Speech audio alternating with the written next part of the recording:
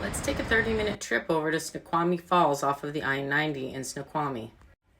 Driving through Washington was very beautiful, and going to see the Snoqualmie Falls was very easy to get to. It was just a little bit off of I-90, and the parking lot was $7 to pay, and the viewing points were only just a few minutes away from the parking lot.